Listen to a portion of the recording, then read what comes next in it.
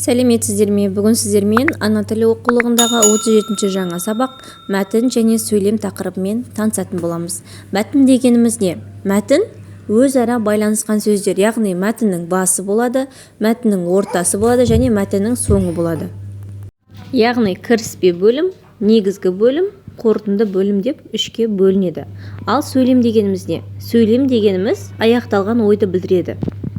Кейінгі сабақтарда сөйлемнің, яғни тиянақты ойды білдіретінін, сұраулы сөйлем, лепті сөйлем деп өзі бөлінеді. Оны кейінгі сабақтарда түсінетін боламыз. Бүгінгі сабақта мәтіннің не екенін білеміз және сөйлемнің не екенін білетін боламыз. Мәтін құрастыруды, сөйлем соңында тиісті тыныс белгісін қойып жазуды үйренетін боламыз. Бірінші жаттығу: өлеңді мәнерлеп оқы. Мұғалім: білім алған өзіңнен, дәрігер ұшқыш не ғалым. Саған ыстық сезіммен қарайды жұрт мұғалім. Мен де өзіңді әрдайым, қамқорым деп ұғамын. Күліп атқан таңдайын, жарқынсың сен мұғалім. Өлеңнің авторы Нұрқан Жанаев. Өлең не туралы? Өлең, балалар, өлеңді бір оқып алдық. Өлеңнің мазмұны мұғалім туралы екен. Білім алған дәрігер, ұшқыш, ғалым да осы мұғалімнің оқытуымен білім алады екен. Екінші жаттығу: берілген сөйлемдерден мәтін құрап жаз.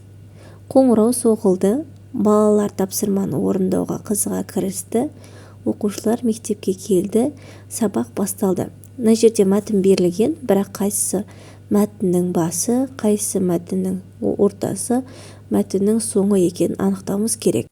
Бірінші, мәтіннің басы ол оқушылар мектепке келді, қоңырау соғылды, сабақ басталды, сосын балалар тапсырманы орындауға қызыға кірісті. Осылай мәтінді орын-орнымен жазып орындаймыз. Екінші жаттығуды орындап бітсек, үшінші жаттығуға назар аударайық. Мақалдарды жатқа айт. Білекті бірді жығар, білімді мыңды жығар. Оқу білім азығы, білім ырыс қазығы. Осы мақалдардың мағынасын түсінейік. Білекті, яғни күші мықты адам бір адамды жықса, білімді адам мың адамды жығады деп тұр. Оқыған білімің өзіңе азық болады деп тұр. Жақсы балалар, бүгінгі сабағымыз осымен аяқталды. Келесі сабақта кездескенше менің каналыма тіркеліп, комментарий қалдыруды ұмытпаңыздар.